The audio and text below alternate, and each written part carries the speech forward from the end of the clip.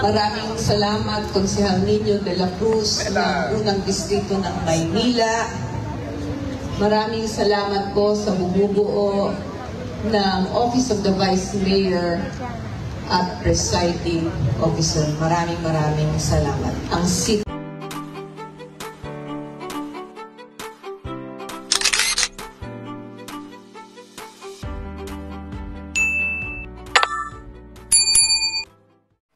Welcome back sa aking YouTube channel, Jeremy's TV, Manila. Anyway guys, wala nang pong bayad na libre lang. Tulong mo na lang din sa kapwa mo. Alright, thank you very much.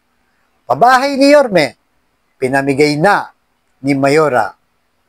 Pero may katanungan, bakit puro mga empleyado lang ang tila ba ang makikinabang dito? Yan guys, yan ang ating pag-uusapan na kung saan itong si Mayora ay naglabas ng statement.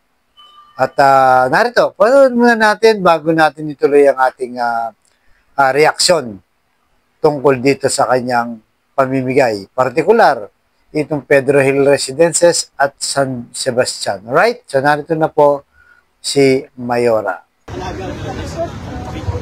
Maraming salamat, Konsehal Nino de la Cruz ng unang distrito ng Maynila.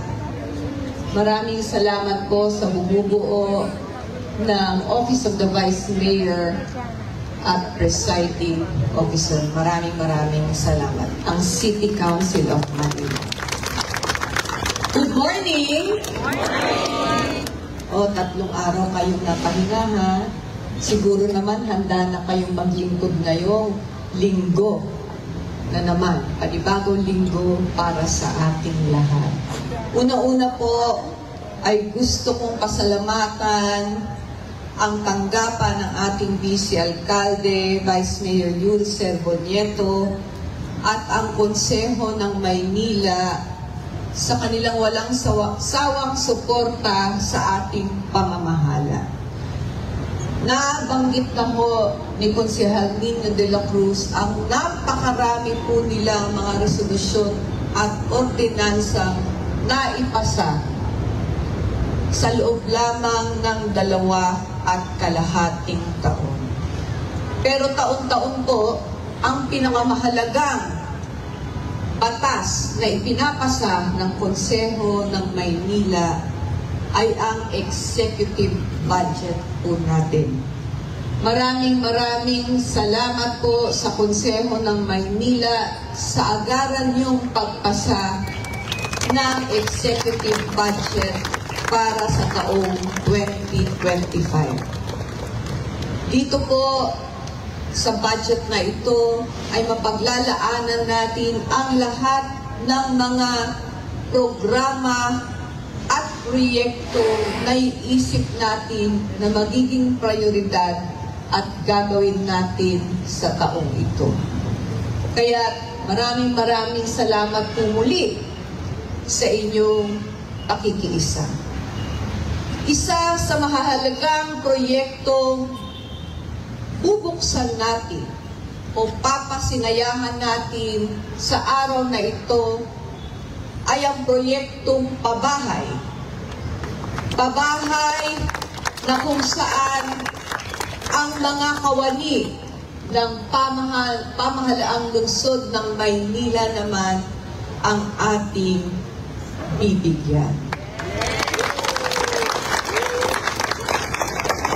Kaya kung sino man po sa inyo ang nagnanais na makamtan ang pabahay na ito, ay makipag-ugnayan lamang po sa tanggapan ng Urban Settlements Office. Ang tinutukoy ko pong pabahay ay ang Pedro Hill Residences at sumunod naman po ang San Sebastian Residences. Ito po ay isang patunay lamang na binibigyan natin pagpahalaga ang mga gawain at patuloy na ginagawa ng bawat isang kawani ng pamahalaang lungsod ng Maynila. So muli po, maraming salamat. Magandang umaga po sa inyong lahat. So guys, napanood nyo, di ba? Talagang klarong-klaro sa kanyang sinabi na this time, sabi niya, di ba? Kinikilala natin ang pagpursige ng taga City Hall. So malinaw dyan na talagang priority niya yung empleyado ng City Hall. So paano naman yung initiative ni Yorme na kung saan hindi naman siya nagpagawa, di ba?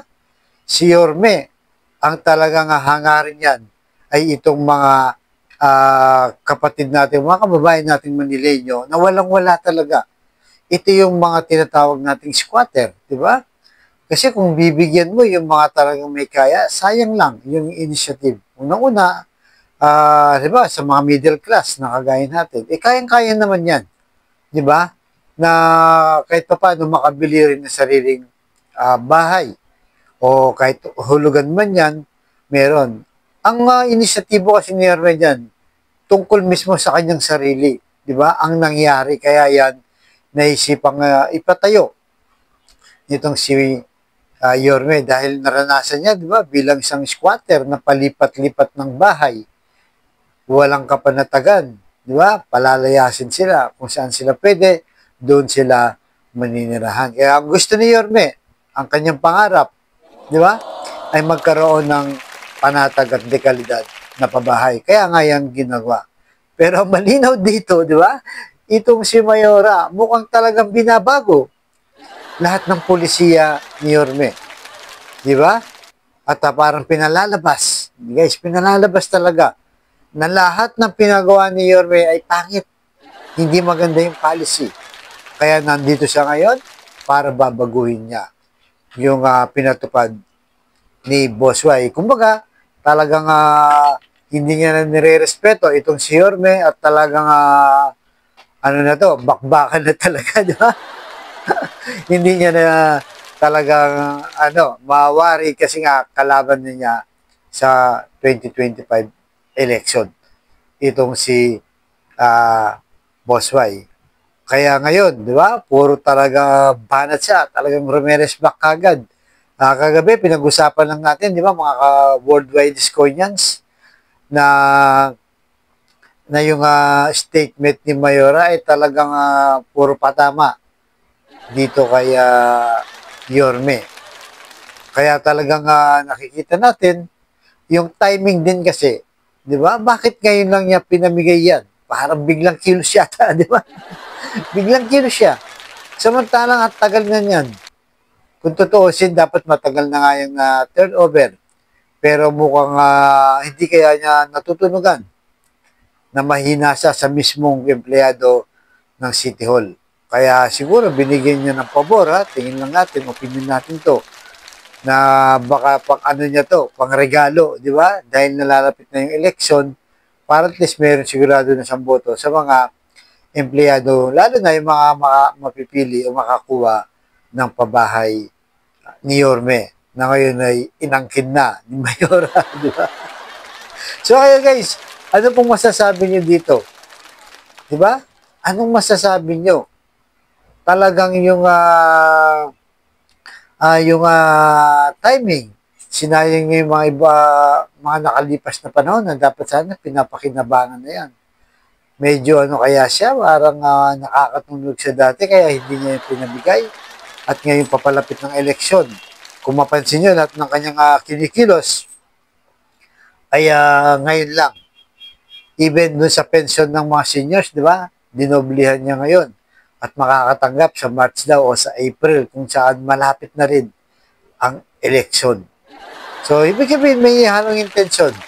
Hindi talaga pang serbisyo. Kasi kung talagang pang serbisyo yan, yung pag-upo mo pa lang, di ba? Yung pag-upo mo pa lang, dapat yung mga ganyang bagay, ginagawa mo na. Pero bakit umabot na nga halos sa 3 taon na? Di ba? O 2.5 taon na dahil papalapit na eleksyon, tsaka siya naman kumikilos. At dahil nakalaban niya na itong si Boss Y. Pero kung hindi, sa tingin natin talagang kampante, itong si Mayora. Kaya talagang wag po tayong titigil. Diba? Na sumuporta kasi talagang habang papalapit ang eleksyon, lalong tumitindi itong si Mayora. Talagang binabanatan na. Straight to the point na siya. Kay Yorme. At laging binabagit ang pangalan ni Yorme. Na talagang patama sa kanya na lahat ay hindi maganda ang kanyang ginawa. Kumaga, pabida-bida siya ngayon. Di ba? Na ako, maayos ako magtrabaho. Pero, hindi naman randam na taong bayan. Di ba? Hindi ramdam ng Manileño ang kanyang ginagawa. Pero para sa kanya, mahusay daw siya. At tapat daw at totoo. Saan? Di ba? Sa papaanong paraan. Bakit hindi natin ramdam? Actually ako, pwede rin akong kumuha dyan guys. Kasi botante ako ng Maynila. Pero mas pinili kong wag nang makisali dyan. Dahil naniniwala ako na may mga Manileño pa o batang Maynila tayong dapat pang mas i-prioritize ng gobyerno ng Maynila para mas makatulong. At siyempre, yung layunin ni Yorme na maubos na ang squatter. So, ayan guys, huwag niyo pong kalimutan. Like, share, and subscribe po. At siyempre, huwag niyo rin palalagpasin yung mag-comment kayo, di ba? Yung sarili nyong opinion, di ba? Yung simpatsya nyo kay Yorme para makuha yung suporta natin, di ba?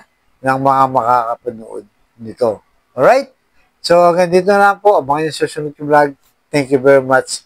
At pagpalain tayo ng buong may kapal. Manila, God bless.